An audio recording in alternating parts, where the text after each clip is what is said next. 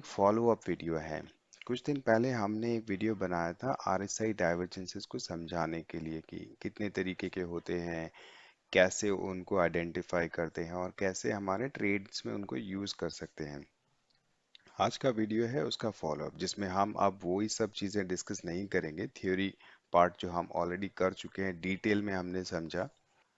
आज की वीडियो में मैं आपको दिखाऊंगा कुछ स्टॉक्स में मैंने पर्सनली कैसे आरएसआई डाइवर्जेंस को यूज़ करके डिसीजंस लिए। और जो भी स्टॉक्स मैं आपको दिखाऊंगा, जिनमें से कोई भी ट्रेड रिकमेंडेशन नहीं है। एग्जिट करना, एंट्री लेना, इसके लिए मैं और भी बहुत सारी चीज़ें यूज़ करता हूँ। बहुत सारे फैक्टर्स हैं जो इन्फ्लुएंस करते हैं।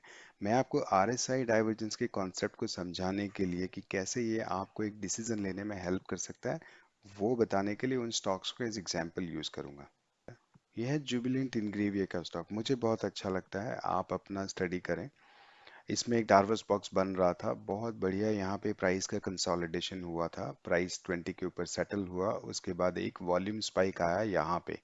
उसके बाद एक और बिग वॉल्यूम स्पाइक आया यहाँ पे, बॉक्स के ब्रेक होने से पहले ही।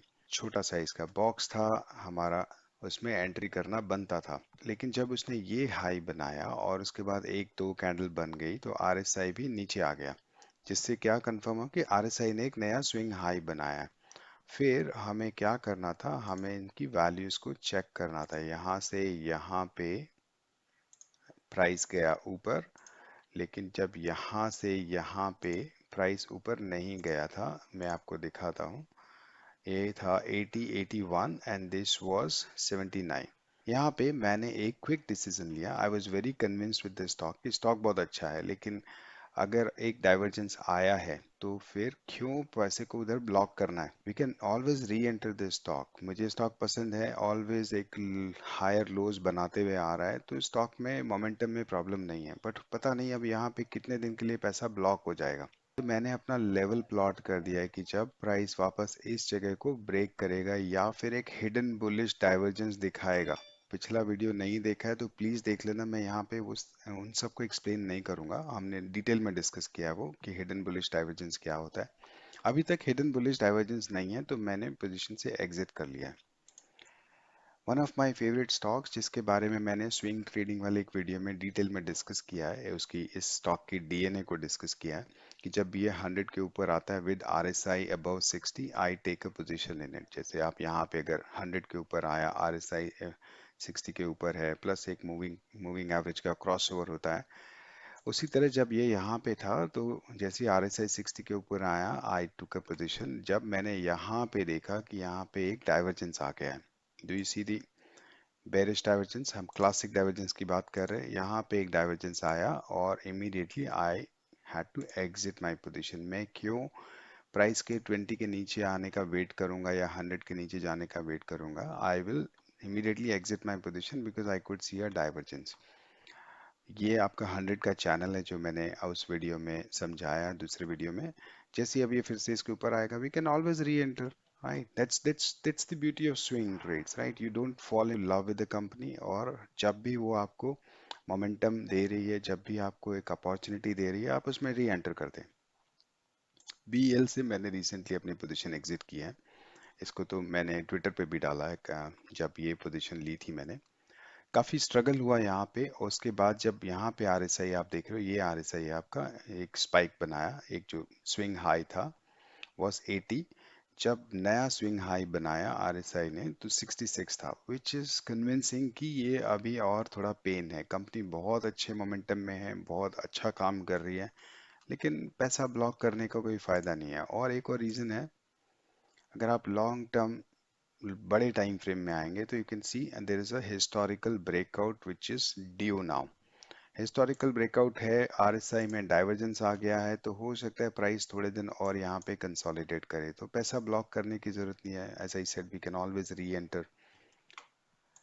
एफल इंडिया फंडामेंटली मुझे बहुत अच्छी लगती है कंपनी। मैनेजमेंट वाइज इनके आप रिजल्ट्स देखें, इनका ईपीएस देखें, मेरे पास बहुत अच्छी पोजीशन है। लेकिन I had to exit the position when I saw this divergence. जब ये डाइवर्जेंस आया और मुझे कोई भी हिडन बुलिश डाइवर्जेंस नहीं दिखा जो कि मेरे कन्विक्शन को सपोर्ट करे कि इसमें रुकना चाहिए, तो I had to exit the position. ये डाइवर्जेंस आया यहाँ पे, आप देख सकते हैं, sorry, I forgot to plot it, but मुझे लग रहा है अब तक आप समझ गए हैं कि कैसे इसको प्लॉट करते हैं। ठीक है, जब ये डाइवर्जेंस आया, डाइवर्जेंस कैसे देखते हैं, बेसिकली पिछले स्विंग के हाई को दिस इस स्विंग के हाई ने ब्रेक करना चाहिए। जैसे कि आप यहाँ पे डाइवर्जेंस नहीं देखेंगे, these are not double top, right. जब ये प्राइस इस स्विंग के हाई को ब्रेक करती है तब हम डाइवर्जेंस देखते हैं। अब इसमें एक बड़ी अच्छी सिचुएशन बनी। Now look at this, this is a double bottom. Sorry, मैं मान रहा हूँ कि आपको बेसिक कैंडलस्टिक पैटर्न्स पता है। डबल बॉटम भी डबल टॉप के जैसे, जब पिछले स्विंग का बॉटम जो है, नया स्विंग जो बना उसने ब्रेक किया, double bottom. Now if you closely look at this, यहाँ पे डबल बॉटम नहीं बना है। जो हमने क्या समझा था लास्ट वीडियो में, this is called a classic bullish divergence. लेकिन अभी मैं इसको डाइवर्जेंस डिक्लेयर नहीं कर सकते। क्यों नहीं डिक्लेयर कर सकते? क्योंकि हो सकता है अभी प्राइस और नीचे आए, ये स्विंग लो ना बने। ठीक है, अभी स्विंग कंप्लीट नहीं हुआ। जैसे एटलीस्ट जो जिस कैंडल ने लो बना उसके बाद दो तीन कैंडल आए तो हम माने क्या स्विंग लो बन गया।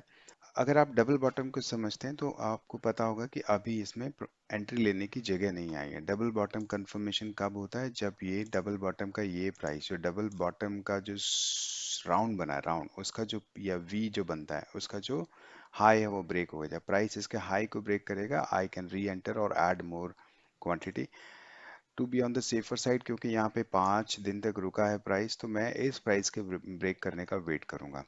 और आरएसआई का बुलिश डाइवर्जेंस है, मुझे और कन्विक्शन देगा कि ये प्राइस यहाँ से रिवर्स होगा। Quick Heal again is one of my portfolio stocks, जिसमें कि एक डाइवर्जेंस बना यहाँ पे, लेकिन मैंने पोजीशन से एग्जिट नहीं किया है। अगर आप यहाँ पे देखोगे एक डाइवर्जेंस बन रहा है, बट मैंने अपनी पोजीशन एग्जिट क्यों नहीं की है? क्योंकि मुझे हिडन बुलिश डाइवर्जेंस दिख रहे हैं। नाउ लुक एट दिस, ये पोजीशन से ये पोजीशन, अगर आप चार्ट पे देखोगे, प्राइस ने एक नया हायर लो बनाया, लेकिन आरएसआई ने एक नया लोअर लो बनाया, जो कि हमारा क्या है, एक हिडन बुलिश डाइवर्जेंस, जो मुझे कन्विंस कर रहा है कि अभी डरने की जरूरत नहीं है, ये जो प्राइस पैटर्न है ये कंटिन्यू करेगा। राइट, याद है आपको hidden bullish divergence, trend continuation pattern. Same situation मेरे साथ डाबर में है।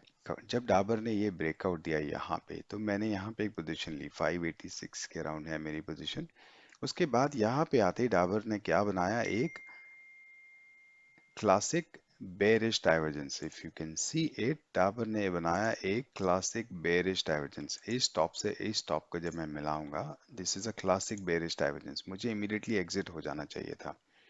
मेरा स्टॉप लॉस यहाँ पे है, लेकिन मैं क्यों स्टॉप लॉस का वेट करूं जब मुझे डाइवर्जेंस दिख गया है? बट मैंने ऐसा नहीं किया। क्यों नहीं किया? क्योंकि मुझे एट द सेम टाइम जब ये डाइवर्जेंस बना था, जब ये लोअर लो से ये हायर लो बना, तो यहाँ पे आरएसआई ने एक लोअर लो बनाया, प्राइस ने एक हायर लो बनाया, आरएसआई ने लोअर लो बनाया, जो कि मुझे क्या बता रहा है कि it's a hidden bullish divergence, जो मुझे कन्विंस कर रहा है don't exit from your position in Dabur. ये एक स्मॉल छोटा झटका है, प्राइस में अभी भी मोमेंटम बना हुआ है। Hold your stop loss, probably move it to this place now. Hold your stop loss, hold your position, wait for your target. ठीक है। गुजरात गैस में क्या सिचुएशन बनी है? गुजरात गैस में I am holding my position. यहाँ से ये गिरा जरूर है, हो सकता है डाइवर्जेंस होगा, लेकिन हम क्यों होल्ड करेंगे इस पोजीशन को? क्योंकि मुझे यहाँ से इस लो से इस लो पे एक हिडन बुलिश डाइवर्जेंस दिख रहा है। Sasken is again one of my portfolio stocks. बेहतरीन कंपनी है, बहुत अच्छा काम कर रही है। यहाँ पे मेरे पास लॉन्ग टर्म पोजीशन है, लेकिन लॉन्ग टर्म पोजीशन होने का ये मतलब नहीं है कि आप प्राइस स्टॉक को खरीदे और भूल जाए।